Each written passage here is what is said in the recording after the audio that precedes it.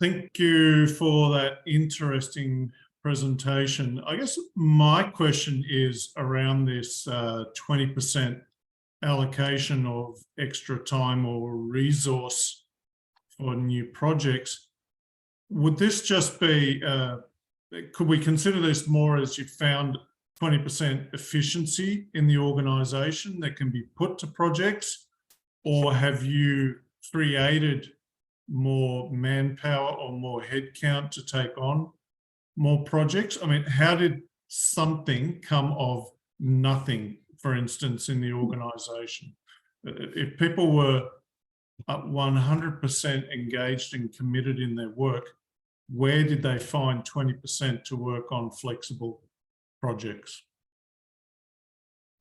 Okay. Thank you, Peter.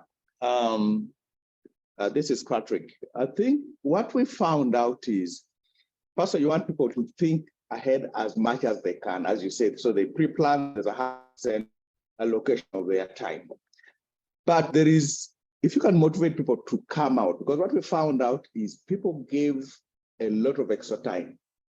When you look at the IT department, trying to roll out and bring those initiatives of technology, guys give extra time to do that. And then we're also able to tap into agile, what we call the gig economy.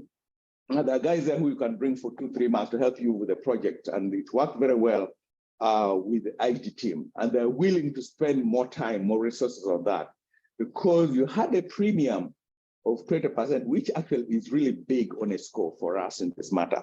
So those were the motivations that we actually broke in. And then people realized, became very motivated in terms of just giving extra to what we needed them to take out of that. That was actually the biggest. That's where something came out of apparently nothing. Yeah, okay, that makes sense. Thank you. Okay, just following on from that, would you assess that the way the staff, the employees have actually taken up this, is it more transactional, or has there been a shift in organizational culture? What you find is the culture we had, if you remember, the balance scorecard helps us focus on what gets measured gets done.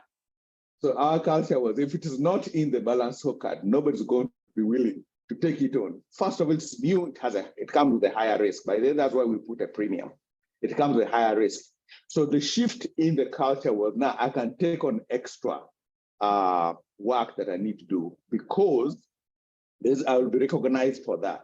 And many of the things, so it's very easy to do cross-functional teams. So you start off where somebody's working in a certain department, but because you have a new initiative, a new project, you need them to move and spend some time in this new initiative. It encourages more collaboration because people knew that they were going to be recognized for that extra effort they're putting in. Okay. Quick question. How often do you meet to review your scorecard? Okay, Alex. Thank you. This is Alex. Hi. So we have a major review as an organization once a year.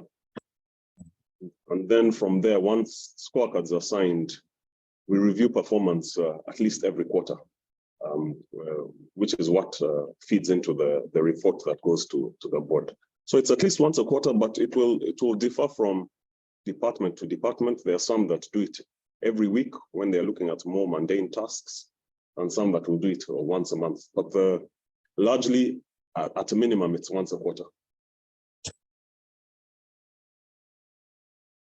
Okay, maybe I could ask a question. I might have got this wrong, but did you say you have like organizational balance scorecards, but also personal balance scorecard? I mean, are you recognizing in some way these individuals who are putting in additional work or making additional effort for these projects? So what you have is, as William stated, all our budget cycles start with a review of the strategy for the coming year. We first have a 10-year strategy. We have 10-year strategy cycles where we say, okay, in 10 years' time, we want to be here. For example, we have a strategy cycle that's ending up in 2025. And from the 4 perspectives of the balanced scorecard, we've got the 10-year targets for that. For example, under financial, we want it to be at 20 trillion shillings by the 25. Under customer satisfaction, we want to be at 95%. Under satisfaction, we want to be at 95%. Processes, we want to be able to process our benefit payments within 1 day. So that's our 10-year target. Now, each year we basically work towards that. So it tells us, okay, the next year, where do we want to be on that growth towards that journey, take into account the operating environment, whatever has changed. Now, those targets then make it into the organizational scorecard, which is basically the MD's scorecard. So from MD perspective, we'll have those broad perspective targets. And then that's cascaded to each department at what they contribute towards that. And then that's now cascaded to individuals within the departments. And the recognition of it is actually from that individual level, because that's where the effort's done. And so what sort of recognition is provided for those people involved in that particular project that you shared with us? First of all, the balance scorecard by itself comes with a 20% premium. For example, we've got in our own here, we measure, we assume 100% of the balance scorecard is business as usual. In other words, you promise to deliver 2, you deliver the 2, that's 100%. Anything of 100% now gets you to the A section and then A+ section. And we have a bonus scheme that is tagged to those ratings. So that at the end of the year, there's a big difference between being a B, getting 100%, and being an A who got 102%. So there is a big difference on that. But also what we do is for each project, depending on how well it's been executed, we may have motivation, we have team deals, we've got vouchers, we've got sometimes even a bit of a little financial to thank them for doing it within that time.